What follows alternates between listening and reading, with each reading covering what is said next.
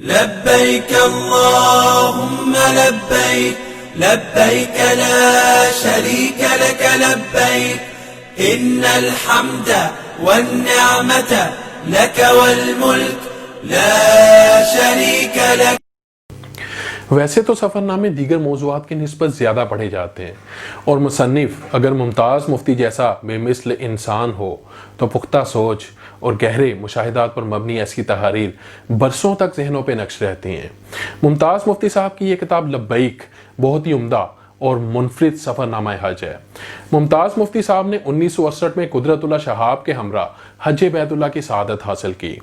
اس سفر کے کچھ سالوں بعد ان کے حج کے سفر کی روداد ایک رپورتاژ کی شکل میں شائع ہوئی. پہلے تو یہ رپورتاژ سیارہ ڈائجسٹ میں قسطوار چھپتا رہا اور بعد میں اسے کتاب کی شکل میں پیش کیا گیا جو آج ہمارے پاس لبیک کے نام سے موجود ہے. ممتاز مفتی صاحب نے اپنی روداد کو داستان کی شکل میں اتنی خوبصورتی سے ڈھالا ہے کہ پڑھنے والے کو یوں محسوس ہوتا ہے جیسے وہ خود اس سفر کا حصہ ہو. اس عظیم سفر پر نکلنے والے وہ تمام زائرین کے احساسات اور کیفیات جنہیں زبان تک لانا ہر کسی کے بس میں نہیں، ممتاز مفتی صاحب نے ان احساسات اور کیفیات کو اس انداز میں بیان کیا ہے کہ پڑھنے والا اقتباسات کی گہرائیوں میں کھو جاتا ہے. یوں تو ہر سال لاکھوں زائرین اس سفر سے مستفید ہوتے ہیں لیکن سب کا تجربہ اور کیفیت الگ الگ ہوتی ہے.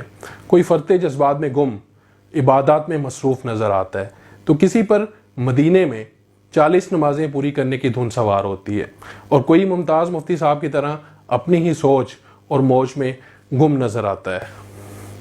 اس کتاب میں ایک جگہ مفتی صاحب اپنے خیالات کا اظہار کرتے ہوئے لکھتے ہیں کہ بیشتر زائرین حرم میں بیٹھ کر ذکر اور عبادت میں مصروف رہتے ہیں.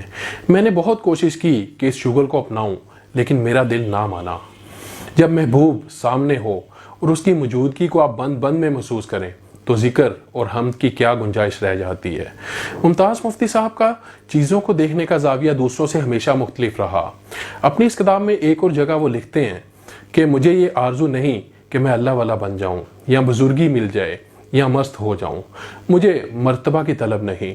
میری دانست میں عام انسان بذات خود ایک عظیم مرتبہ ہے. مجھے صرف ایک آرزو رہی کہ میرا رخ مثبت رہے انسانوں کی طرف اور اللہ کی طرف.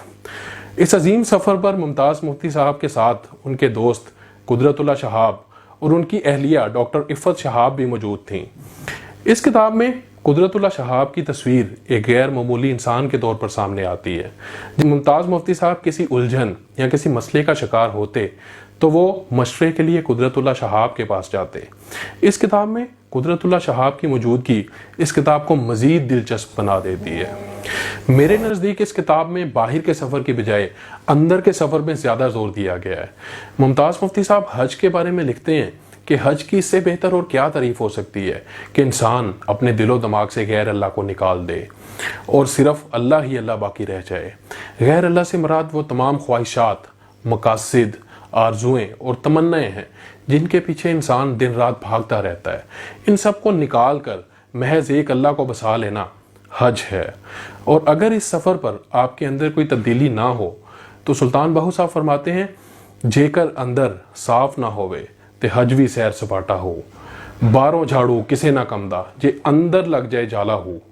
تو اگر انسان اپنی ظاہری میل کچیل کو دور کر لے، اپنی ظاہری شخصیت کو سنوارے اور نکھارے لیکن اس کے باطن میں جالا ہو، اس کے اندر جالا ہو، وہ جالا انا کا ہو سکتا ہے، وہ جالا حسد کا ہو سکتا ہے، وہ جالا لالچ کا ہو سکتا ہے، وہ جالا خواہشات کا ہو سکتا ہے. تو اگر انسان خود کو اندر سے صاف کرنا شروع کر دے تو عبادات خود بخود اس کے کردار اور معاملات میں نظر آنا شروع ہو جاتی ہیں. پھر عبادات دل سے ادا ہونا شروع ہو جاتی ہیں. عبادات اگر باطن کو نہ سنواریں تو وہ محض مشقت کے سوا کچھ نہیں. ممتاز مفتی صاحب کی یہ لبیک ان کی مذہبی اور ذاتی زندگی کے تجربات ہی نہیں بلکہ عام انسان کے لیے حج کے سفر پر ایک گائیڈ کی حیثیت رکھتی ہیں.